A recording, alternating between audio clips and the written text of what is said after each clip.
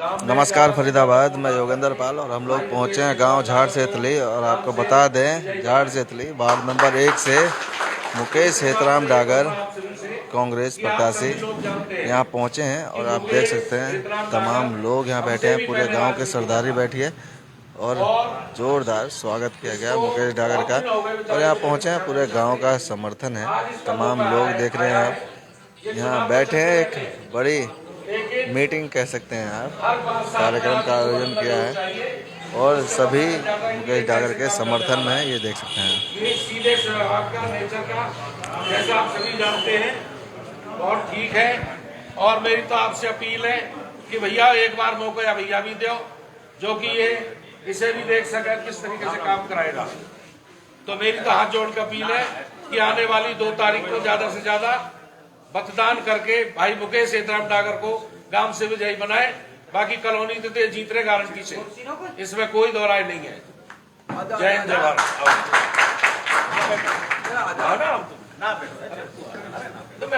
मैं चाचा वीरेंद्र से आकर कहूंगा कि वो अपने विचार रखें। राम राम जी, बहुत ही माननीय, बहुत ही माननीय सम्मान के योग यहाँ पर उपस्थित मेरे गांव की समस्त सरदारी और हमारे कांग्रेस पार्टी के पार्षद उम्मीदवार बड़े भाई मुकेश डागर जी। भाई आप सभी को बताया चुनाव का दौर चल रहा है और मैं भी चुनाव लड़ रहा था, लेकिन किसी कारणवश लगा लो मैं 2010 में भी लड़ रहा था और गांव की सरदारी गई थी जगन डागर जी के लिए कि भैया आपके बार मान जाओ आप, क्योंकि उस समय हमारे पिताजी जीवित थे और गांव की सरदारी गई। उस समय प्रदीप भाई भी लड़ रहे थे, लेकिन हमने इनका साथ ना देके गांव की सारी सरदारी गई थी, जिसमें 7 विषय से मोहल्ले से भी सभी लोग थे और पूरे गांव से थे बाबूजी उस समय कि भाई अपने जगन डागर को मौका दे दो और कहीं ऐसा ना हो अपना कोई और जीत जाए। तो हमने, हमारे पिताजी ने इस बात का समर्थन किया, ठीक है भैया अगर आप कह रहे हो, सब गांव के कह रहे हो, तो हमने जगन डागर जी को उस समय समर्थन किया था और जगन डागर जी उस समय चुनाव जीतकर पार्षद बने थे, जिसमें आप सभी का सहयोग था। इस बार भी ऐसे ही हुआ हमारे साथ होने को और गांव की सरदारी फिर गई कि भाई अब की बार इनको, आपके बड़े भाई हैं और भाई आपके साधु साहब भी हैं, भाई इनको कांग्रेस पार्टी ने टिकट दी है, तो भाई अब की बार इनको भी मौका दे दो, क्योंकि ये भी 30-35 साल से मैं देख रहा हूँ कि ये भी बेचारे लगे हुए हैं, इनको भी आज तक कुछ नहीं मिला। बताओ जी, मिला है इनको आज तक कुछ? सरदारी से पूछ रहा हूँ जी, उसी दिन से मेहनत कर रहे हैं बेचारे। तो हमने भी चलो कोई बात नहीं, हमने विचार विमर्श किया, हमारे वहां जो कूड़ा घर बनवाया पार्षद ने, वो भी लोग आए हुए थे कि भाई हमारा तो बहुत नुकसान हो गया है और हमारे बच्चे बीमार हो रहे हैं और हमें तो यहाँ से शायद मकान बेचकर जाना पड़ेगा, भाई आपकी बार और मान जाओ आप और इनका भाई का समर्थन कर दो। पार्टी ने कहा कि भाई हमने आपके बड़े भाई को टिकट दे दी है तो आप इनकी मदद करो।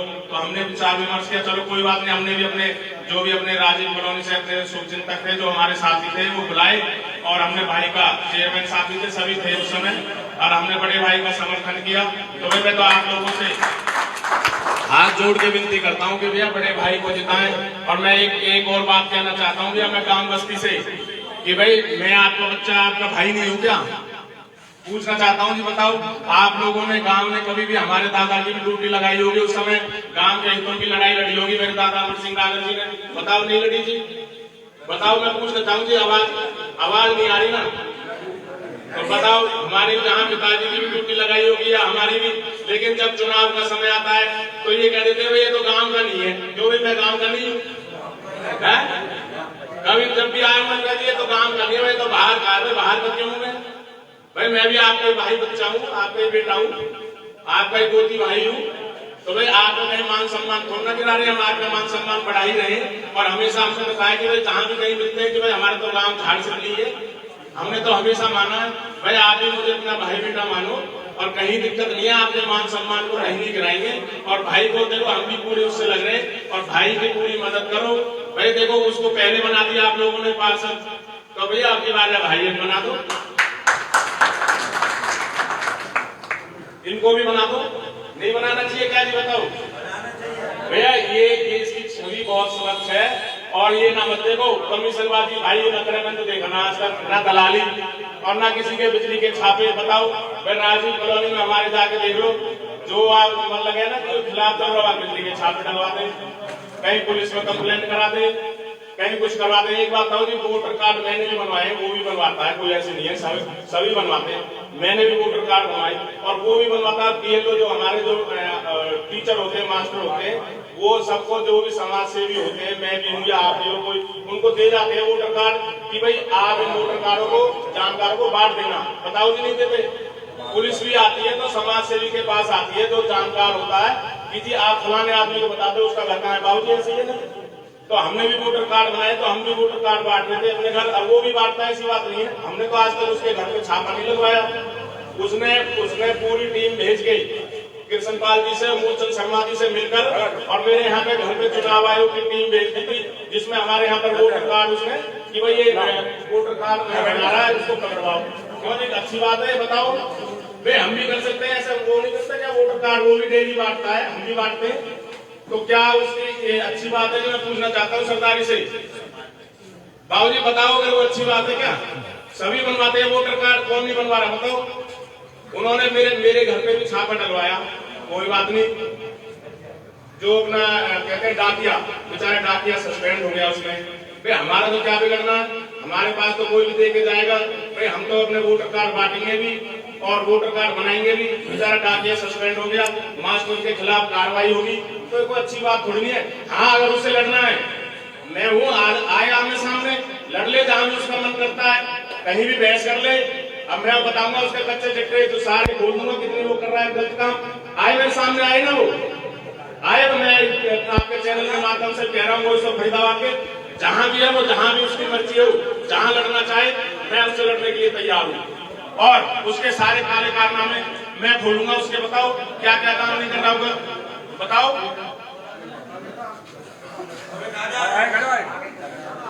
आप ये बताओ, 200 करोड़ रुपए का घोटाला हुआ हमारे यहाँ पे, जिसमें 15 करोड़ रुपए के काम वार्ड 1 में हुए, जो हुए नहीं लेकिन पेमेंट चली गई। तो क्या हमारे इन लोगों को आवाज नहीं उठानी चाहिए थी? लेकिन वो भी भ्रष्टाचार में लिप्त हैं, इसलिए उन लोगों ने आवाज नहीं उठाई। और जो कूड़ा घर बन रहा है, क्या उसको ये नहीं कहना चाहिए था कि कूड़ा घर नहीं बनना चाहिए? मैं देखो गांव तक भी दिक्कत आएगी, पूरे एरिया में बहुत बुरी बदबू फैल रही है और पूरे घर से मतलब लोग बीमार होंगे और यहाँ से पलायन करेंगे, लोग यहाँ से चले जाएंगे अपने घर बेच के। तो मैं तो आप लोगों से हाथ जोड़ के देख रहे हैं बड़े भाई को तादाद में लोग यहाँ और मौजूद मैं भी हैं। आपका भाई बेटा हूँ। झाड़ सेतली गांव के तमाम सरदारी यहाँ बैठी है। और भाई का अच्छा माहौल है, कहीं कोई दिक्कत नहीं है। मुकेश हेतराम डागर के समर्थन में। अब मैं अपने दादा सतवीर डागर से आग्रह करूंगा कि वो भी आए, अपने विचार रखें।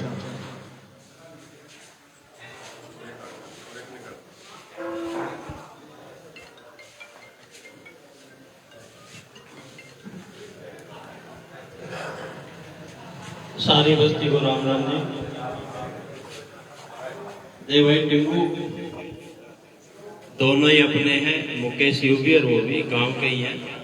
लड़ाई की बात नहीं होनी चाहिए, कोई भी बात होनी चाहिए मुद्दे की और विकास की। मैं तो अपनी गांव बस्ती के जितने नौजवान खड़े हैं, कुछ हमारे आरडब्ल्यू के मेंबर भी होंगे, 10 साल भाई जरा एक मिनट, ये आपके मतलब की बात है, सारे गांव के मतलब की बात है। 10 साल भाजपा की सरकार को होगी, 11वां चल रहा है, तीसरा टर्म इनका चल रहा है। आप गांव के चारों तरफ कहीं भी जाओ, सन 72 में शायद आप लोगों का बहुत का जन्म नहीं है, सन 72 में कॉम्प्लेक्स में गांव गया। उसके बाद लड़ाई हमने भी लड़ी, कई जगह हम भी फेल हुए, पर जहां तक कोई गांव के विकास की बात है उसमें पीछे नहीं हटे। चाहे सरकार ने हमारी सुनी, जितनी सुनी उतना काम करवाया। अभी गांव के चारों तरफ जाओ, सीवर का पानी भरा खड़ा है। अभी पिछले सबसे 2 नौजवान डेथ हुई कैंसर के कारण। कहां से आ रहा है कैंसर? क्या आपने कभी सोचा कि जो सारी गंदगी इंडस्ट्रीज की गांव के चारों तरफ है, उसका असर क्या है? सबके घर में समरसीबल है, पानी नीचे से हम भी ले रहे हैं। कोई व्यवस्था सीवर की नहीं, कोई सफाई की नहीं, किसी भाई ने इस तरफ सोचा ही नहीं। तो हमारी तो आपसे विनती है कि अपने गांव को बचाओ। ना भाजपा खाने को देती, हम तो कांग्रेस से हैं भी, तो ठीक है, विचारधारा है हमारी, परंतु जितने काम कांग्रेस के टाइम में हुए वो भाजपा नहीं करवा पाई। चौपाल पे टाइल लगाने से वो 6 महीने बाद उखड़ जाए, उसमें कोई विकास नहीं होगा। विकास ये है, पहले एक नगर निगम के पास बहाना था कि भाई हमारी मास्टर सीवर नहीं डली, मास्टर सीवर भी डल गई, फिर उसमें कनेक्शन क्यों नहीं है गांव का? पहले सरकार, पहले मंत्री एमएलए इनका था, पीछे भी सरकार इनकी थी, तो हुआ क्यों नहीं? अगर कोई गांव में बीमारी पैदा करनी है और ऐसे ही बेमौत हमें मरना है सबको, तो फिर तो गांव के पास ही इलाज है। मेरे पास तो इलाज है नहीं। मेरे तो विचार ये थे कि जो गांव के बेहतर के लिए हो सके वो करें ना। उससे कोई लड़ाई हमारी, ठीक है, विचारधारा है, हम तो तब भी गांव के साथ थे। जब गांव एक खड़ा था, हम तो कांग्रेसी हो गए भाई, तेजपाल को समर्थन दिया कि भाई गांव की बात है, वो तब भी गांव से भाग। क्या तेजपाल गांव का नहीं था? उसे कुर्बे का नहीं था क्या? बात है विचारधारा की लड़ाई की, पर्सनली किसी से लड़ाई नहीं है, कोई बात नहीं है, तो चलता रहता है। और गांव की बात करनी है तो हमने तो मुकेश से भी यही बात कही है भाई, जो मुद्दे हैं सफाई। फिर बहुत सारे हमारे गांव के लोग राजीव कॉलोनी में रह रहे हैं, आधी से ज्यादा राजीव कॉलोनी कांग्रेस के टाइम में अप्रूव्ड हुई, उसकी गली क्यों नहीं बनी? मैं अपनी गली बना लूं, उससे मेरा विकास नहीं है। विकास ये है कि किरोड़ भाई की भी गली बने और हमारे जुगल वकील साहब की भी गली बने, जब बात बनेगी। सबका विकास होता है तो ही विकास है। कि चौपाल पे पत्थर लगाने, चौपाल तो पहले भी थी गांव का, हर मोहल्ले में थी। डेवलपमेंट छोटी मोटी चलो चेंजिंग चलती रहती है, कोई बात नहीं, पर असली विकास ये, न सफाई है, न सीवर है, न पानी है। गलियों की हालत आप देखो क्या हालत है। गांव में कोई निकल सकते हैं, गांव के लोग गाली दें बाहर, कहीं जाते हैं तो बोला भाई तुम्हारा ऐसे ही गांव है क्या? तो अपने गांव की सोचो, ना भाजपा खाने को नहीं देंगे आप।